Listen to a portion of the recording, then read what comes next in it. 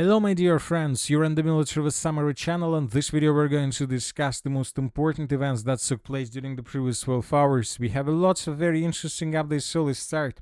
And first we're going to talk about the United States of America. You know that the 47th President of State, Donald Trump, wanted to get a Nobel Prize this year for his attempts and his efforts to settle conflicts across the world, but for some reason the President of States didn't get this prize. Telling the truth, I'm not sure whether the President of the United States of America deserves this medal, deserves this prize or not, but one thing is clear, that the President of the United States of America deserves a prize, let's say, for changing shoes while jumping. Obviously, he is a supreme champion in this discipline, and obviously there is no person in the world who can probably win him in this kind of sport.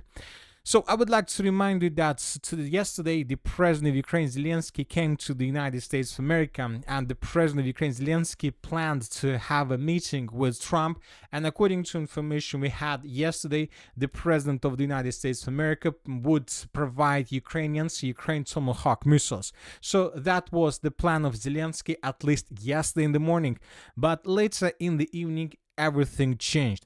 First of all, I would like to point your attention to this video. So this is the President of Ukraine, Zelensky, who came to the United States of America. And when he came to the United States of America, at this very moment, the President of Ukraine realized that everything goes wrong.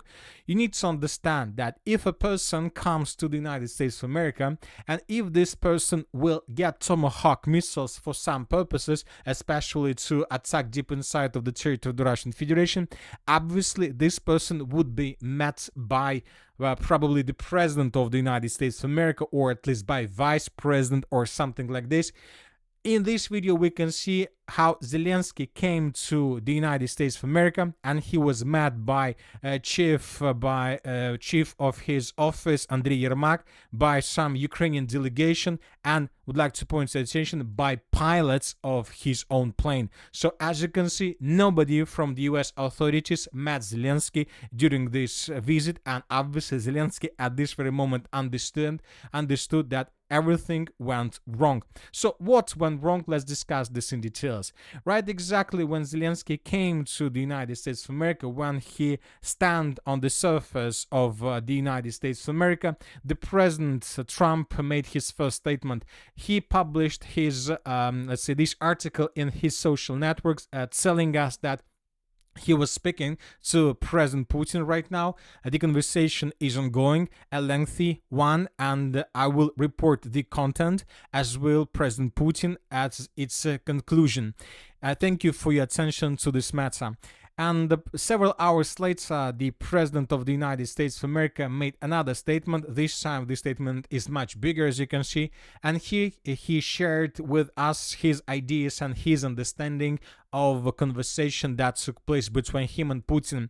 I have just concluded my telephone conversation with President Vladimir Putin of Russia, and it was a very productive one. President Putin congratulated me and the United States on the great accomplishment of peace in the Middle East, something that he said has been dreamed of for centuries. I actually believe that the success in the Middle East will help in our negotiation in attaining an end to the war with Russia-Ukraine. President Putin thanked the First Lady. He stated lots of important things. Probably the most important part of this statement is that most likely the next week another meeting will take place on the territory of Europe, in Hungary, between President Trump and President Putin, and this is probably a very, very important thing. So Zelensky later stated that he didn't expect that Donald Trump would have a call with Putin right when he came to the United States of America. That was a very powerful attack, media attack on Zelensky himself, and right after this conversation, the President of the United States of America stated that the US needs Tomahawk missiles ourselves. We can't deplete our stockpiles by supplying them to Ukraine. We need Tomahawks. The US has plenty of them, but we need them. We can't deplete their stockpiles. We need them too. So obviously we need to understand that today Zelensky and Ukraine will get nothing. They will not gets Tomahawk missiles, and most likely Zelensky will return back to Ukraine empty-handed. So we see that it's something probably like betrayal. At least Zelensky will consider this as a betrayal of Trump, and obviously he will not get anything, and he will return back to Ukraine, and then he's gonna have to talk with his people, with Ukrainians and with population, trying to explain them why the President of the United States of America decided to change his mind not to give missiles to Ukraine, and why the President of the United States of America supported the Russian Federation that attacked every single day Ukraine energy facilities and infrastructural facilities and critical facilities and so on. And telling the truth, I'm sure that Zelensky will not be able to find words how to explain this. And furthermore, when talking about Ukraine itself, today, according to information we have, the Russians carry out another massive missile and drone attack across Ukraine, and this time the Russians attacked the city of Kryvyi Rog. Dozens of Grand 2 drones hit targets in the settlement, causing a serious fire at the impact site. So the situation is very difficult. Of course, we are waiting for this meeting between Trump and Zelensky. This meeting is going to take place, start at 8 p.m. Of the Ukrainian time, so this evening of Russian time, of Ukrainian time, and in the morning of the 17th of October of the US time. This is going to be obviously a very interesting meeting, but something tells me that Zelensky would be humiliated once again in the Oval Office, and as I told you, he would leave the United States of America completely empty-handed. Once again, I'm not sure whether the President of the United States of America deserves the Nobel Prize, but obviously he is an absolute champion in changing his shoes while jumping. Now let's discuss the situation on the ground, and first let's talk about the Kherson direction. During the previous 12 hours, we received lots of very interesting updates. More and more pro-Russian resources are saying that the Russians indeed managed to cross the river of Dnipro and to capture some positions on the Ukrainian side of the river. So this is the map that was published by several pro-Russian resources who, according to them, has connections with the situation on the ground. So if we take a look at this map, the Russians are trying to tell us that by the morning of the 17th of October of 2025, the armed force of the Russian Federation managed to establish complete control over this territory. So the Russians captured the island, one island, Veliki Vilhovy Island. Furthermore, the Russians managed to answer the Karantiny Island and to answer the Korabel micro-district of the city of Kherson. So this territory is already under complete Russian control. The Russians are saying that Ukrainians didn't expect this offensive operation. Now the Ukrainians have begun the redeployment of their units and the evacuation of their personnel from this part of the city. So the situation is very interesting. We are going to follow this. Most likely, if this information is correct, and if the Russians are able to dig in deeper in this part of the city, most likely the Minister of Defense of the Russian Federation will confirm this information sooner or later.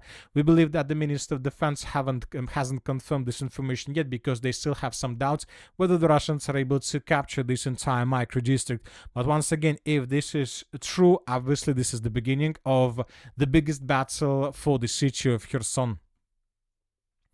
Now let's move further and let's discuss the situation in the Pokrovsk direction. During the previous 12 hours, we received lots of very interesting updates, and they are coming from the western part of the city. So as you can see, the map has been adjusted significantly. Basically, we have colored almost completely the western part of the city in Russian favor.